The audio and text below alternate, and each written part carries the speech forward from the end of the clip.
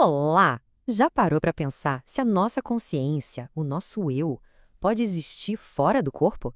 Pois é sobre isso que a gente vai conversar hoje.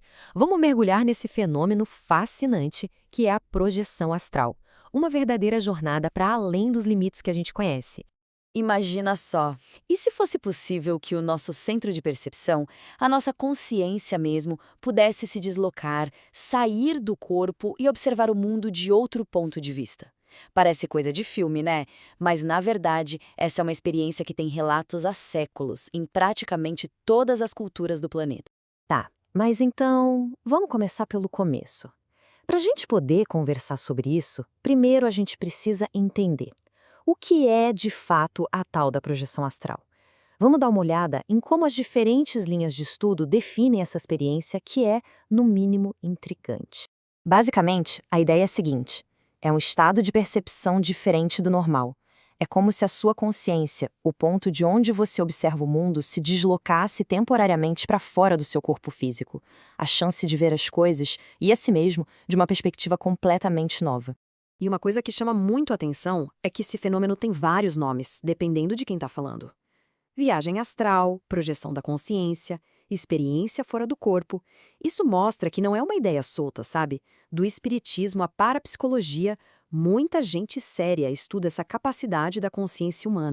Para entender como essa separação seria possível, a projeciologia, que é uma das áreas que estuda isso a fundo, traz um conceito chamado holossoma. A ideia aqui é que a gente não é só esse corpo de carne e osso que a gente vê.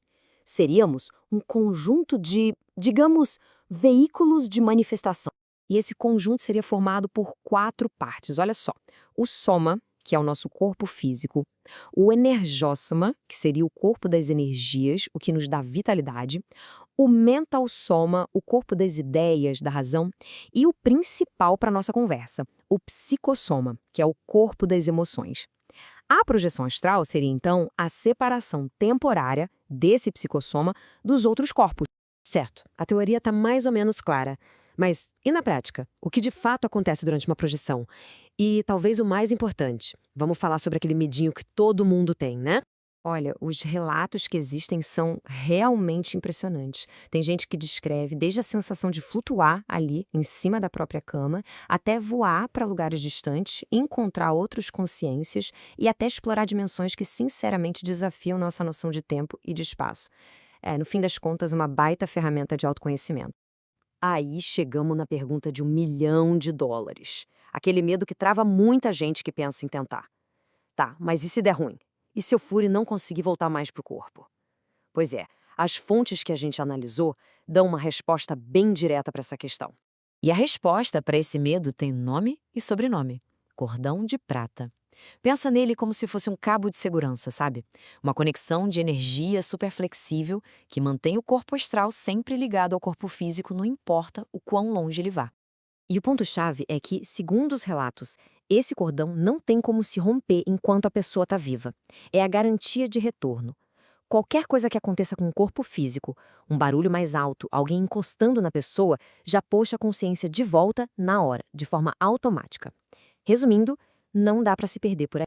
Bom, agora que a gente já tirou o medo do caminho, vamos para a parte mais prática. Para quem tem interesse em tentar, a gente separou aqui 2 técnicas bem conhecidas e que são consideradas um bom ponto de partida para essa jornada. A primeira delas é a famosa técnica da corda, que foi popularizada pelo pesquisador Robert Bruce.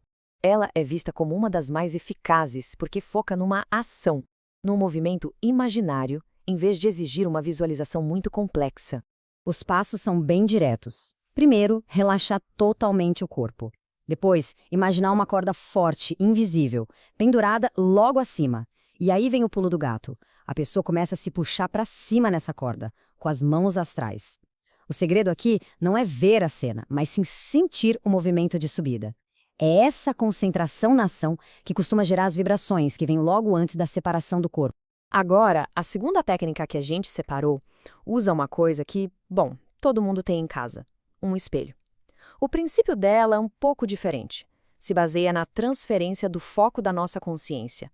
Funciona assim: a pessoa se senta confortavelmente na frente de um espelho, relaxa e fica olhando fixamente para o próprio reflexo.